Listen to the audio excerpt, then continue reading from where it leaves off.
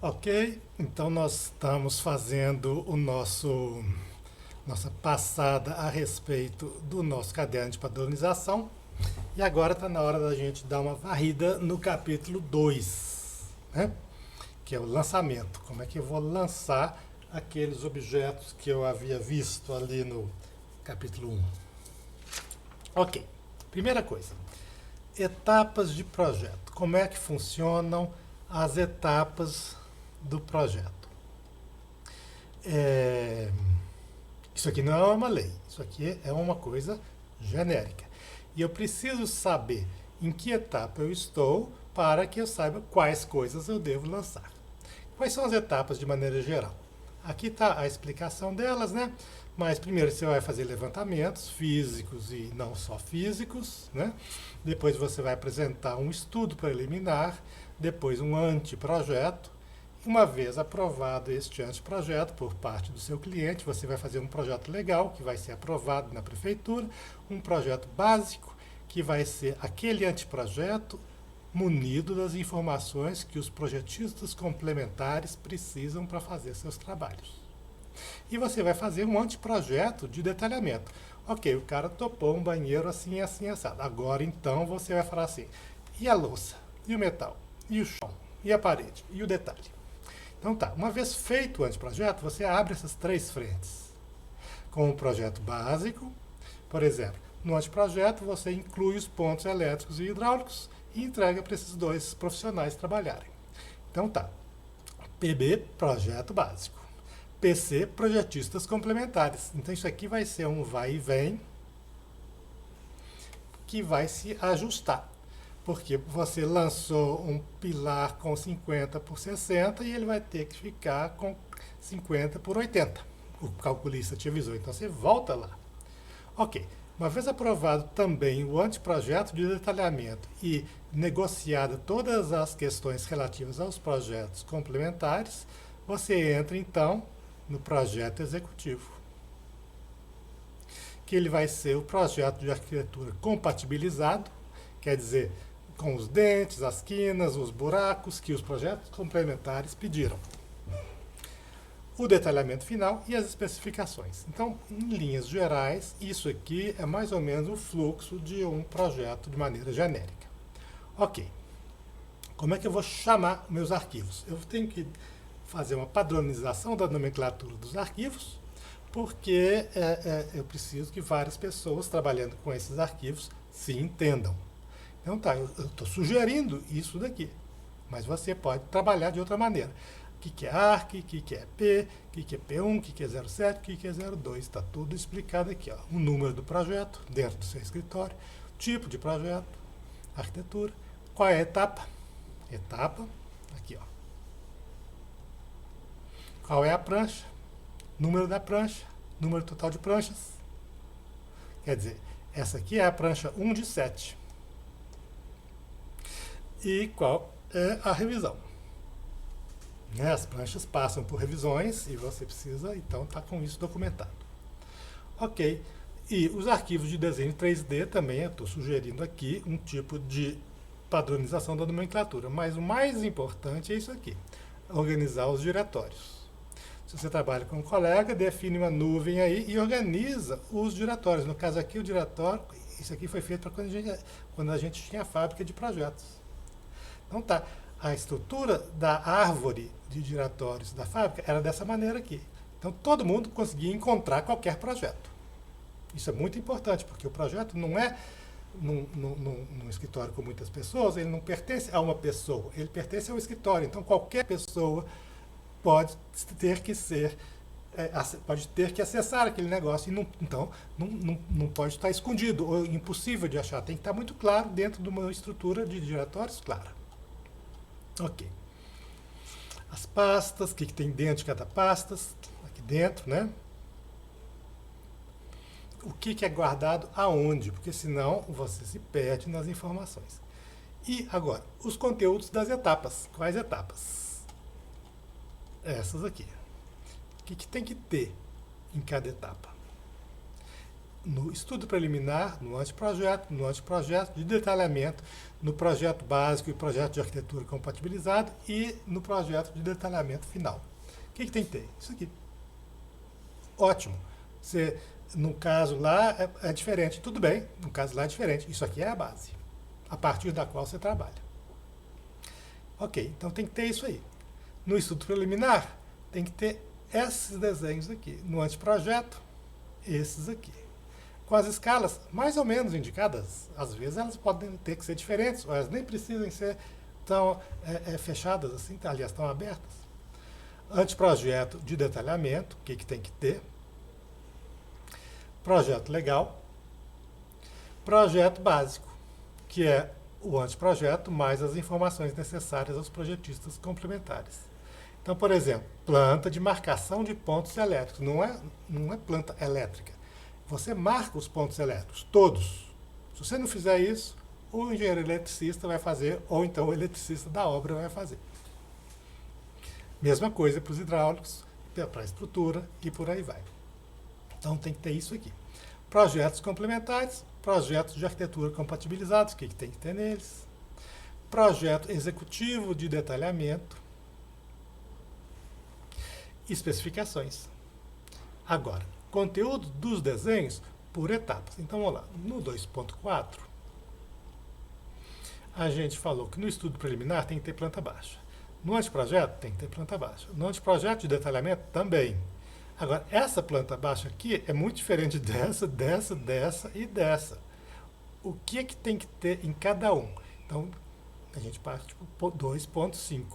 Conteúdo dos desenhos por etapas. No levantamento plano e altimétrico, você vai pedir para que quem for responsável pela elaboração deste levantamento coloque estas coisas aí no levantamento. Principal, curvas de nível a cada metro, a não ser que você esteja trabalhando numa escala gigantesca, né? Na escala de arquitetura, é fundamental que seja em cada metro as curvas de nível. Né? O que mais que tem que ter? Está aqui. E nas plantas? Planta de situação. Isso aqui.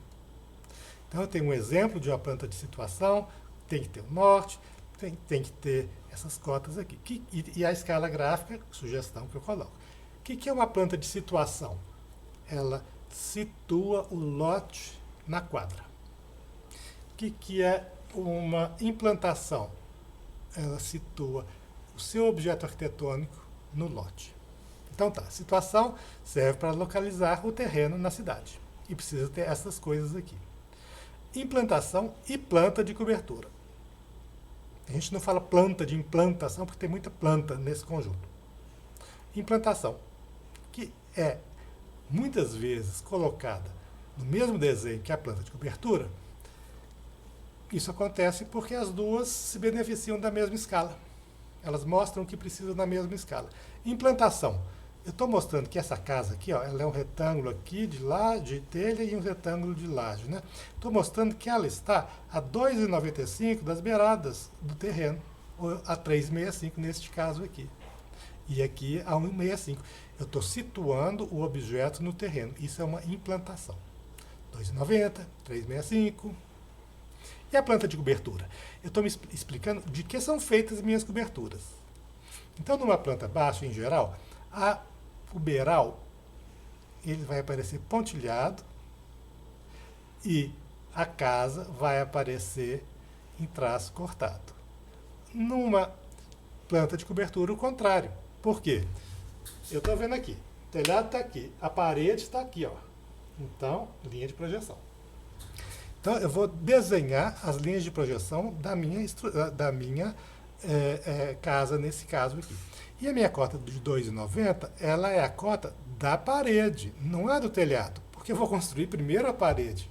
Eu preciso saber que distância a parede vai ficar do muro. Então tá. E quando eu colocar uma planta de cobertura que tenha telhado, eu preciso de 3 informações.